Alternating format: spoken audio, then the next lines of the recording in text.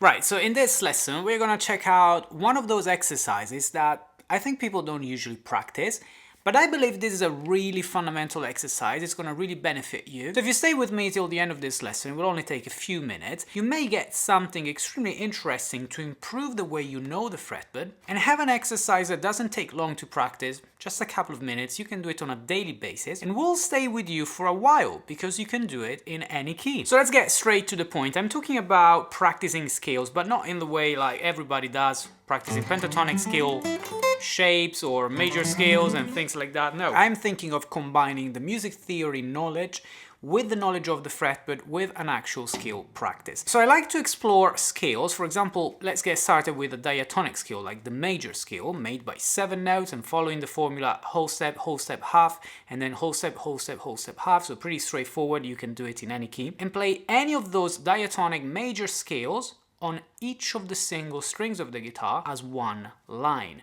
So I'm not talking about going, through different strings while you play the scale and then move like I'm doing now. No, I'm talking about playing the scale on the same string. For example, let's say that you want to play the C major scale, C, D, E, F, G, A, B. Okay. But if you do it on the B string, so on the second string, starting from fret 1 where you find the note C, you can follow your whole step, half, whole step, half step rule and get C, D, E, F, G, A, B, C. Okay? Simple as that. But you should do it in a way that you really name all of the notes that you play, because the game here is not just play the intervals like whole step, half step, etc.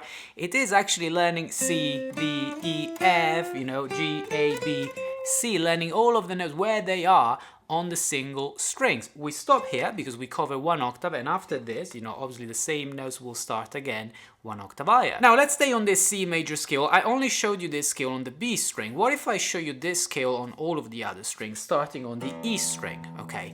Now, because you start on the note E, I don't really want you guys to find the note C and do the same as what we did here, doing C, D, E, F, G, because that would mean that you always start from the root, always from the note C, and you would leave a huge part of the fretboard empty on several strings. So what I want you to do is start from the open string, whatever note that is, say E, and play only the 7 notes that belong to the C major scale on that string, in whatever order, it doesn't matter, okay? So you will do E, because that's the first one available, and you will find F. Then you find G, A, B, C, our root note, D, E. And we stop there, because obviously we are back to the same note we started from, okay? Then if you go to the A string, you do the same, starting from the note A, but again only playing C, D, E, F, G, A, B. So A, B, C, D, E, F, G, A. You do it on the D string, that would be D, E, F, G, A, B, C, D. You do it on the G string, G, A, B, C, D, E, F, G. On the B string we already did it, but we will do it again from the open string, so B, C, D, E, F, G, A, B. Okay, and on the E string that's the same as the 6th, so E, F, G, A, B, C, D, E. As you can see, it doesn't take very long, but it really improves the way you look at the fretboard. If you are quick enough, it really takes 30 seconds to play this exercise.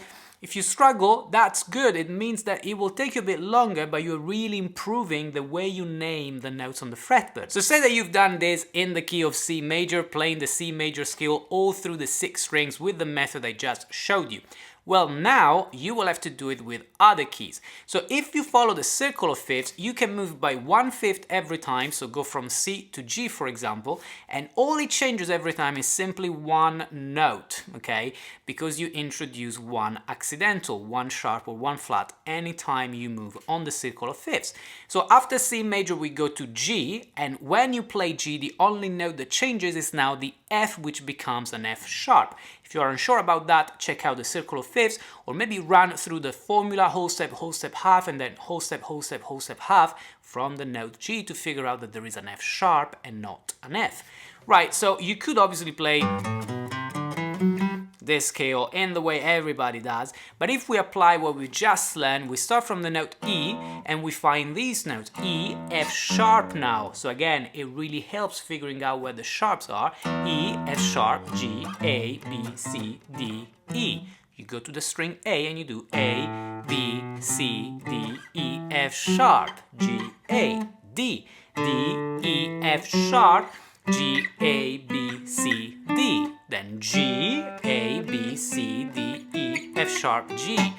B, B, C, D, E, F sharp, G, A, B. And then E again, F sharp, G, A, B, C, D, E. Okay, then you carry on. Next key on the circle of fifths, the key of D. So you will keep your F sharp, but you now also have a C sharp.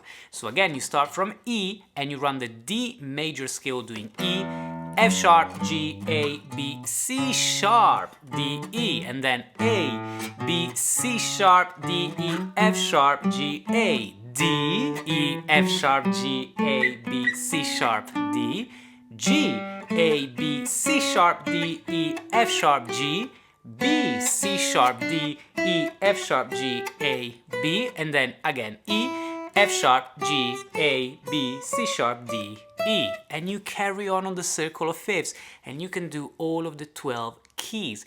And if you are not happy with that, you can start with minor scales, you can start with modal scales, with anything you like. But this is a method, an exercise that I wanted to present you because I think it's gonna keep you busy for a while.